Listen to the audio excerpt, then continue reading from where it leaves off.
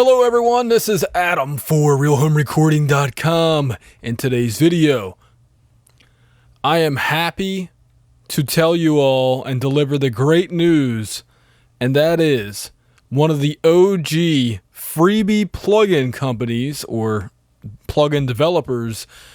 His name is BootEQ, or really his name is Herbert, but the bottom line is Variety of Sound are back. They are making 64-bit plugins, and they actually just put out a new plugin. Yeah, this one right here. And they just put out another updated plugin a few days ago, right here. Let's just give a little bit of a brief rundown of each plugin. FlavourMTC follows classic passive equalizer designs where the EQ circuits itself are not able to amplify signals, but a dedicated output amplifier stage is required to do so. Those EQ designs are well known for allowing very transparent frequency changes, while their amplifier designs do add some icing on the cake quite often. FlavourMTC implements this by utilizing first-order shelving filter designs, avoiding unwanted resonances, and takes advantage of zero-delay implementations for most accurate higher-order filtering. Of course, the EQ does not show any sort of curve warping near Nyquist's frequency. The output amplifier stage of the plugin can be calibrated according specific mixing levels. There's a typo in there somewhere, or can be turned off entirely. Parts of the plugin are oversampled internally for maximum transparency and sound quality. So let's take a look at that plugin. So from left to right, we have a high pass filter with a resonance notch. And then we also have a low shelf filter, a bell cut, and a high shelf filter. And then here's the calibration up here, which gives us more saturation. And that's about it. Epic Plate is a plate reverb plugin. I think that's pretty much self-explanatory. Zero latency, which is nice. BootEQ Mk III is a musical sounding mixing EQ and preamplifier simulation.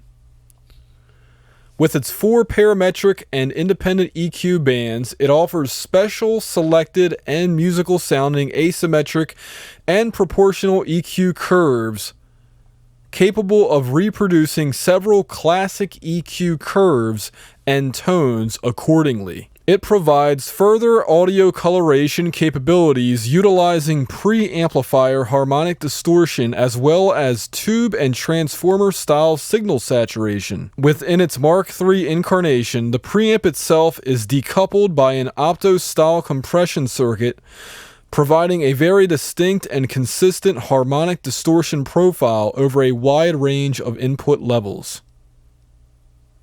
Nice. I think BootEQ may have been the first plugin equalizer that I downloaded back in the day. And on my smaller screen back then, this plugin was a lot bigger. So yes, hopefully GUI scaling is coming along with VST 3 support. If you can donate to Variety of Sound, please do. Density Mk II is smooth and versatile dynamic processing on the stereo bus. This device ain't modeled after any specific outboard gear, but rather incorporates some proven dynamic shaping approaches from the past, combined in a seamless fashion with some much more modern concepts in audio processing. The best of both worlds. And there's the air conditioner, just in time for the video. Density Mk II was primarily designed to work in a typical stereo audio group mixing situation, or while summing, and to glue all things together in a rather unobtrusive way.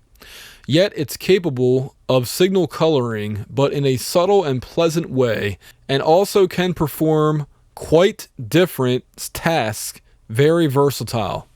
There it is. 64-bit glory.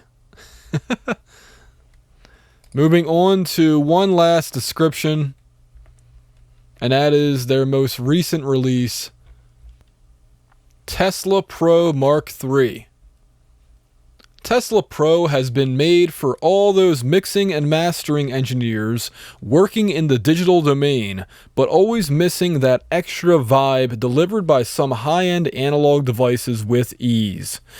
Things like distinct pleasant box tone of a device, added sense of depth and width, stereo soundstage impression, almost record ready, smooth transient polishing, profound low frequency response, elegant sheen in the top end, ever so slight mix glue. So there you go. It's another saturation box. And as you can see by this paragraph right here, it has been updated for stateful saturation. And as I've already noted, 64-bit VST 2.4. Possibly the Mac versions as well. Let me look into that actually. And down on page 8, the Tesla audio plugin series once started as a reminiscence to classic transformer-based circuit designs of the 50s and 60s, and without just being a clone stuck in the past. The original Tesla SE audio plugin was one of my first DSP designs aiming at convincing analog signal path emulation, and it was created already in 2006. In its release info, it stated to model pleasant sounding electric effects coming from transformer coupled tube circuits in a digital controlled fashion, which basically refers to adding harmonic content and saturation as well as spatial effects to the processed audio.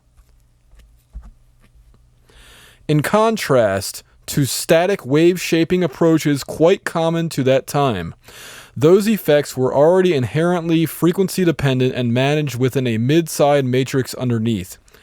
Later on, this approach emerged into a true stateful saturation framework capable of modeling not only memoryless circuit behavior, but also very dynamic and transient audio events. This surpasses static component modeling approaches by embracing the fact that any analog circuit saturation affair is not a static one, but a frequency and load dependent one, which has a system state. Hence, it's called stateful saturation. The essence of all sound is determined by its frequency and dynamic performance, and the way an audio device reacts to transients in a frequency-dependent way constitutes its very specific unique vibe. The magic is where the transient happens. The 2022 stateful saturation revision was further refined to capture all those sonic fingerprints while reducing audible distortions at the same time. It further blurs the line between compression and saturation and also takes aural perception-based effects into account. And if that description, if you're an audio geek like I am, does not get you to want to download this plugin right now, then I don't know what will. So anyway, please check out all these plugins, and if Herbert has a donation link by now, please do so. Please donate. Please donate. Or if Herbert decides one day to finally sell his plugins, buy them. Buy them to thank him for his many years of hard work that he gave away for absolutely nothing. Thank you all for watching. I will provide links below.